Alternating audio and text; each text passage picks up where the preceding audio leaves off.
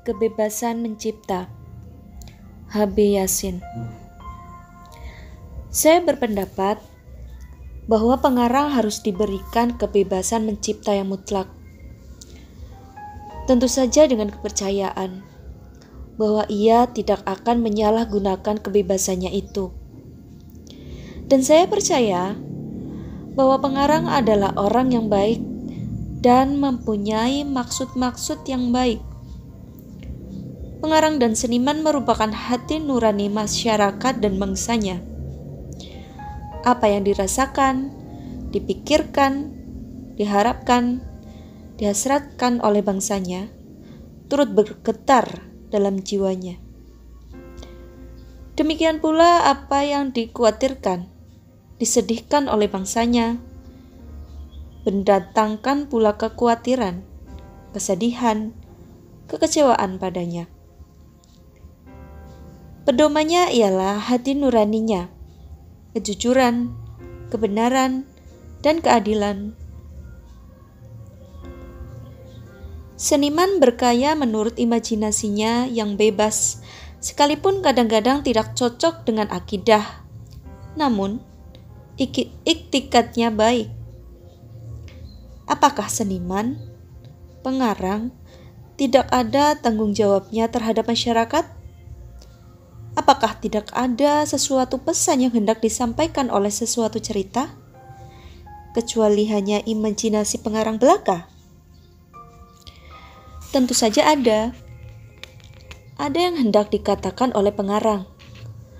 Mungkin dia hendak mengkritik sesuatu keadaan, atau hendak memperlihatkan keburukan sesuatu keadaan, supaya orang menghilangkan keburukan itu dan supaya keadaan itu dirubah. Mungkin ia mengkritik seseorang pembesar atau penguasa yang melakukan kezaliman terhadap rakyatnya, agar supaya timbul semangat perlawanan terhadap pembesar atau penguasa itu.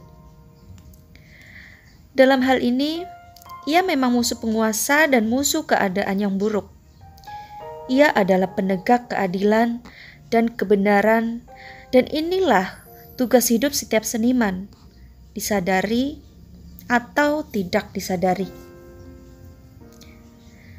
Tapi janganlah ia dituduh hal-hal yang tidak dimaksudnya. Tidak ada seniman yang menghina Tuhan, karena Tuhan adalah keadilan dan kebenaran. Dan tidak ada seniman yang menghina agama, kalau agama itu sungguh-sungguh diamalkan demi menegakkan keadilan dan kebenaran, demi untuk kemaslahatan masyarakat dan untuk memuliakan asma Allah. Dalam hal ini sama sajalah seniman dan penegak agama.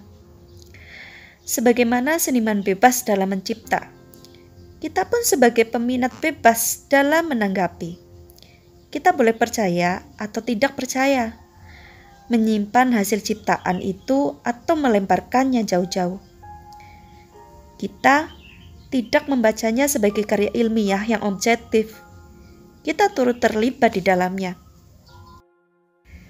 Saya tidak mengingkari adanya pengaruh dari sesuatu hasil karya. Dan pengaruh itu besar sekali, karena meresapi perasaan, pikiran peminat. Pengaruh itu adalah pengaruh kreatif, karena peminat akan tergugah untuk berpikir dan merasa, bersikap dan bertindak sesuai dengan watak dan pengalamannya. Masing-masing akan menghayati dengan caranya sendiri-sendiri. Pengarang dan seniman sejak dahulu kala selalu menegakkan keadilan dan kebenaran. Musuh mereka ialah kebohongan, kepalsuan, kekerasan, kebatilan. Karena itu, mereka di samping menjadi sahabat-sahabat yang baik dari masyarakat, juga kadang-kadang menjadi musuh penguasa-penguasa yang angkara murka. Sudah bukan masanya lagi untuk melirik dengan curiga kepada seniman dan hasil karyanya. Saya bukan mau meminta supaya para seniman atau pengarang dianggap sebagai manusia super, tapi saya minta supaya mereka dilihat dalam kedudukannya yang sebenarnya, dalam perkaryaannya dan hasil karyanya. Sebagaimana ada toleransi terhadap agama, haruslah pula ada toleransi terhadap agama. Haruslah pula ada toleransi terhadap konsepsi-konsepsi seniman yang diketahui berdasarkan imajinasi yang bebas dan pendirian yang mantap. Saya dengan ini tidak menyamakan hasil karya seniman dengan agama. Saya menggolongkannya sebagai hasil imajinasi manusia seniman yang kreatif, yang mencipta dalam imajinasinya dengan kejujuran yang murni. Sebagaimana dalam masyarakat ada golongan-golongan yang mempunyai berbagai konsepsi mengenai politik, moral, dan agama. Demikian pula ada golongan seniman yang mempunyai konsep-konsep imajiner mengenai masyarakat, kehidupan, dan ketuhanan dalam usahanya mencari kesempurnaan dan keadilan. Hakikat seni ialah imajinasi. Imajinasi seniman, imajinasi peminat. Tanpa imajinasi tak ada seni, tak ada penghayatan estetis oleh peminat. Yang ada ialah intelek, pikiran, gagasan. Hasil karya yang hanya mengandung intelek melulu adalah kering, tak hidup. Apalagi seniman atau pengarang mengadakan orang, peristiwa, atau keadaan yang tidak ada dalam sejarah. Maka itu bukan karena mau mengada-ada, tapi supaya lukisan dalam karyanya menjadi hidup dan mengesan kepada peminat atau pembaca. Apa yang tidak mungkin dalam kenyataan objektif, bisa mungkin dalam kenyataan imajiner. Kemungkinan imajiner tidak sama atau tidak harus sama dengan kemungkinan historis. Dalam karya seniman, kita temukan tokoh-tokoh imajiner, keadaan imajiner, peristiwa-peristiwa imajiner. Ialah tokoh-tokoh, keadaan-keadaan, dan peristiwa-peristiwa yang tergambar dalam imajinasi pengarang dan dituangkannya dalam karya. Tokoh-tokoh, keadaan-keadaan, dan peristiwa-peristiwa itu sekalipun ada persamaannya dengan tokoh-tokoh, keadaan-keadaan, dan peristiwa-peristiwa dalam kenyataan sejarah, karena memang disusun dari kenyataan-kenyataan sejarah. Akan tetapi, kenyataan-kenyataan sejarah itu telah mendapat pengolahan oleh imajinasi pengarang yang kreatif, sehingga tidak lagi identik sama dengan kenyataan sejarah. Ada kalanya juga tokoh-tokoh, keadaan-keadaan, dan peristiwa-peristiwa yang ditampilkan dalam hasil imajinasi pengarang itu tidak pernah ada dalam kenyataan sejarah yang sesungguhnya. Tanpa imajinasi yang bebas, orang tak akan sampai kepada cerita-cerita imajinasi yang indah-indah dan ajaib-ajaib seperti Baron von Munchausen, Perjalanan Gulliver, Divina Commedia, Lampu Aladin, Sinbad si Pelaut, dan cerita-cerita lain 1001 malam yang dibaca oleh orang tua dan muda dari zaman ke zaman dan diterjemahkan ke dalam segala bahasa.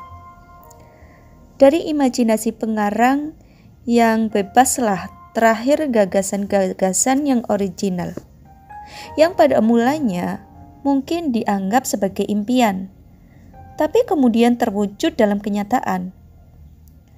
Jauh sebelum ada kapal selam dan kapal udara, malahan jauh sebelum ada kapal terbang ruang angkasa, seorang Jules Verne telah memproyeksikan penemuan-penemuan baru itu dalam dunia imajinasinya, seperti yang kita kenal dalam buku-bukunya 20.000 mil di bawah permukaan laut, mengelilingi dunia dalam 80 hari, perjalanan ke bulan, dan lain-lain karangannya yang dahulu dianggap mustahil. Dari impian seorang Muhammad Iqbal terlahir suatu negara Islam yang bernama Pakistan. Dari impian seorang Rousseau, terlahir revolusi dalam pendidikan, dan dari imajinasi seorang Kant, terbuka dunia baru dalam pemikirannya. Banyak kemajuan dalam ilmu pengetahuan yang bermula dalam imajinasi seorang seniman.